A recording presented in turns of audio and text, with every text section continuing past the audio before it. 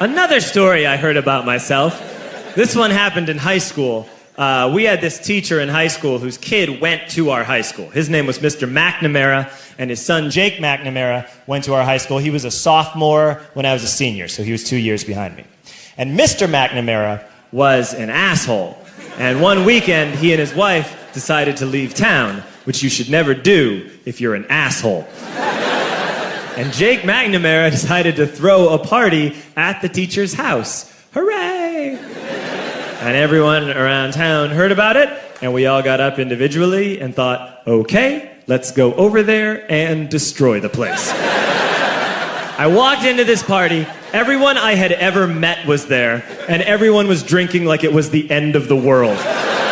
People were drinking like it was the Civil War and a doctor was coming to saw our legs off. It was totally unsupervised. We were like dogs without horses. We were running wild. I walked down to the basement. They had a pool table in the basement. One dude took a running start and threw his body onto the pool table and broke it in half. Another kid found out which room was Mr. McNamara's and went upstairs and took a shit on his computer. So the party was going great. I'm standing in the basement and I'm holding a red cup. You've seen movies.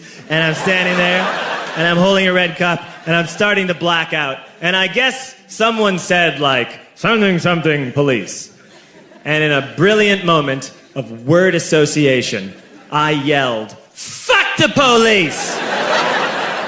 Fuck the police!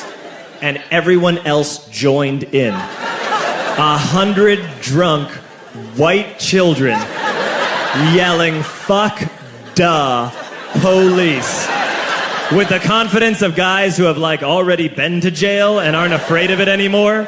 You know, that like, I serve my nickel, you come and take me confidence. But white children. The reason someone had said something, something, police was because the police were there. So a Chicago police officer walked down the stairs and got to the bottom in the basement and looked out over a sea of drunk toddlers yelling, fuck the police, in his face. And he was almost impressed. He's like, wow. And then he leaned into his walkie-talkie and went, get the paddy wagon. And my friend John, who is now a father, this man now has a baby, he grabbed a 40, smashed it on the ground, and yelled, scatter! And everyone ran in a different direction. We all ran in different directions. It was like that scene in Ratatouille when the humans come in the kitchen and all the rats go in different ways. We all ran in different directions. I ran into the laundry room and I jumped up on the washing machine and I crawled out through a window into the backyard, and now I'm running through the backyard and there was this big chain link fence and I thought, I've never climbed a fence that high before. And then I woke up at home.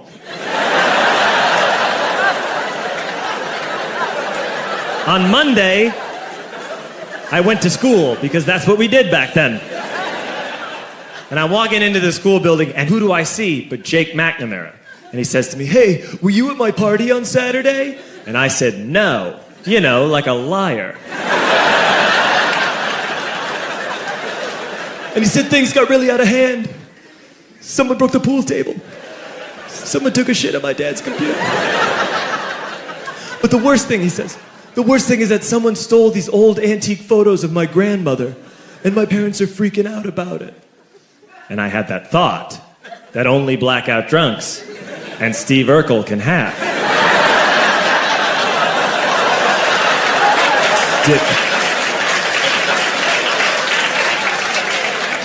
Did I do that? I figured, no, I wouldn't have done that. But I was never sure until 2 years later. Relax. I'm playing video games with this kid named Alex that we also went to high school with. 2 years later, we've graduated by now. We're playing video games for a couple hours. And then Alex says to me, hey, come here, I want to show you something. And he takes me into his bedroom, and then he takes me into a side room off of his bedroom. Never a good thing to have.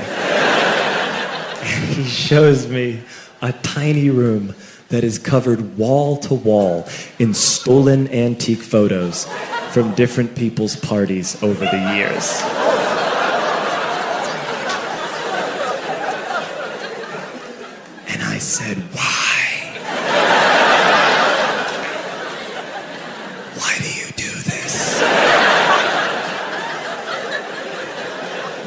And Alex said, because it's the one thing you can't replace.